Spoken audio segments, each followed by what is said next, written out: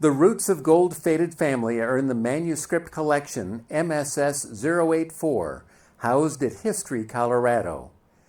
J.J. Brown was an owner of the Ibex Mining Company, husband to unsinkable Margaret Molly Brown, and father to son Lawrence and daughter Helen. While J.J.'s gold discovery was epic and made magical experiences happen for his family, all good things come to an end. How do words make an ending? So there's 3 telegrams on this table, and they are from 1922. So this is the spoiler alert of the book. There's 3 telegrams on this table, and there's also, Rachel was kind enough to pull from the archives some letters. Again, when you're touching something so personal as a telegram, it costs money to send telegrams, right? And so it would have had to be important. You just didn't willy-nilly fire off telegrams. I put in the book how much it cost. Oh, I'll tell you how much it costs. You have to research the cost of a telegram, for goodness sake, because you want to get it right. So there's a telegram here, and this is when I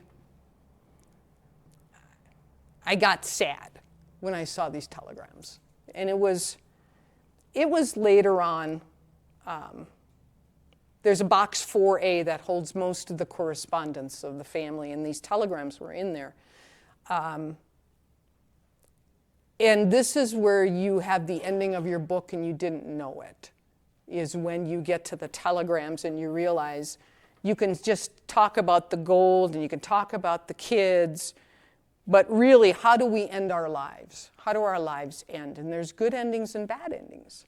And there's sorrow that comes with that. And for Larry, who I came to change my opinion of, the son, Lawrence, I changed my opinion of him from the beginning of my research till when I issued the book. I thought he was kind of a slacker and a loafer, and I thought he was the best guy ever to call to a party. There was a party boy. He was a party boy. But at the end of the day, he consistently uprooted his life to take care of his dad when he needed him.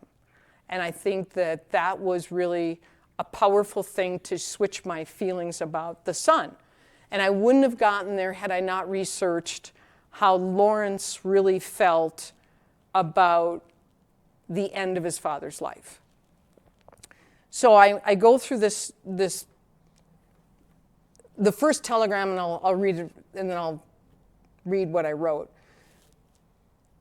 Lawrence is living in California. He finally has a job. Okay, this is a big moment for Lawrence. He finally has a job. He has a wife, he has 2 kids, he finally has a job. And he's in California. Helen, his sister, has taken their dad from California to New York because he's extremely ill.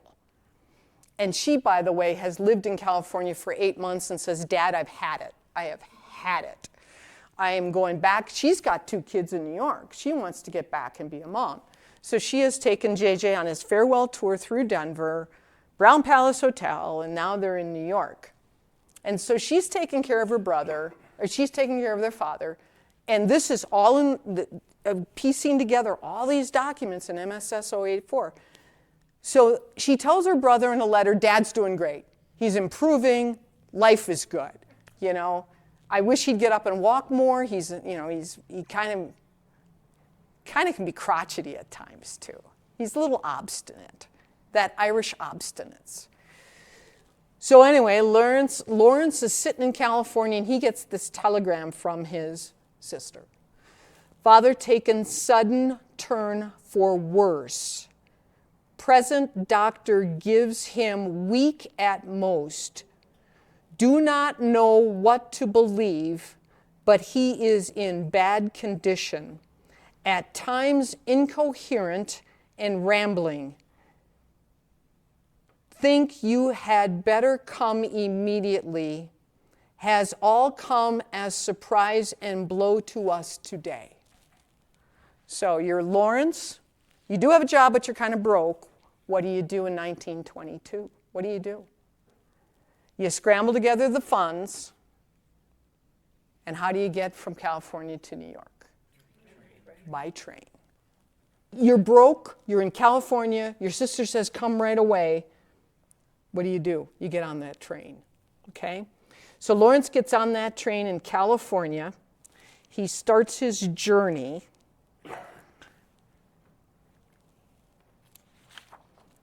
As JJ started to slip away, a nurse phoned Helen at 6 a.m. She and George raced to the hospital, that's her husband, arriving at 6:50 a.m., 20 minutes after James Joseph Brown, chief caretaker of the Brown, Kavanaugh, and Tobin families, died. She was too late to say goodbye to the man who had cared for her and ensured she had a home to raise her family.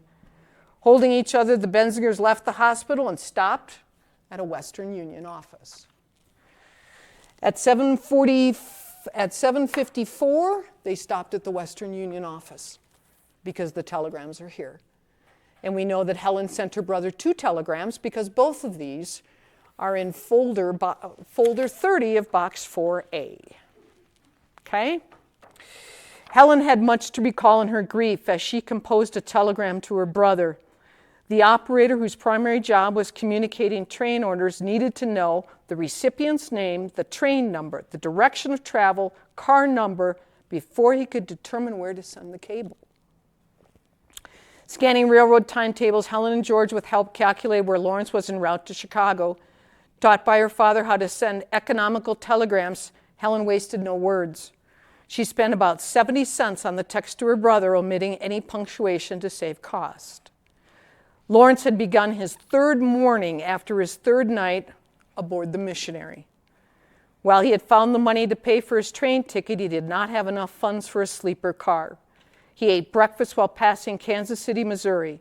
Unlike the West, towns now sprung up every 10 miles. The Missionary slowly crept into the station at Marceline, Missouri. It was a place where Main Street served as social hub, and boys raced to the depot several times a day as trains arrived. Walking through the train, the conductor announced Lawrence P. Brown. Telegram for Lawrence P. Brown. Lawrence dreaded taking the yellow envelope from the conductor. Father died peacefully this morning, 6:30. Waiting you. Love, Helen and George. I wouldn't have known that. I could have just had a death date, but when you come up and look at these telegrams, you're going to see what it says. It says, Care Conductor, Santa Fe Train number 22. And by working with the Kansas Historical Society, who scanned the Atchison, Topeka, Santa Fe timetable of 1922 for me, bless their hearts. Well, it might have been 50 cents a copy. Doesn't matter. Bless their hearts. I knew that the number 22 train was called The Missionary. So the chapter in the book that's based on the telegrams is called The Missionary. And it has to do with the end of JJ's life. But I wouldn't have known about the conductor. I wouldn't have known that he didn't have a sleeping car. Because if he had a sleeping car, they would have been able to find him. What's ironic is some beautiful librarian archivist sometime didn't just say, oh, there's 2 telegrams, that must be a duplicate. Because Helen, in her grief, actually sent not only a telegram to Marceline, Missouri, but she made sure she sent a second one to the next stop in the train, which was Fort Madison, Iowa. So she made sure that her brother got that telegram. That to me there's such power in thinking through. The document propelled my thinking to say, what does this mean? And it means that this poor son who had disappointed his dad, but had been there for his dad, was now stuck on a train for days wondering if he was going to say goodbye to his dad. And had I not touched the telegram, I would have never had that story.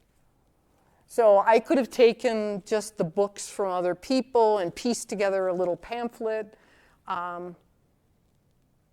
But thanks to this place and these boxes, I think you feel, I hope if you read the book you feel it. I hope you feel the family and what they went through. And find your own gold and go down your own rabbit hole and say, I just want to know about telegrams, or I want to know about this. And because it's pretty powerful when you hold these documents from people.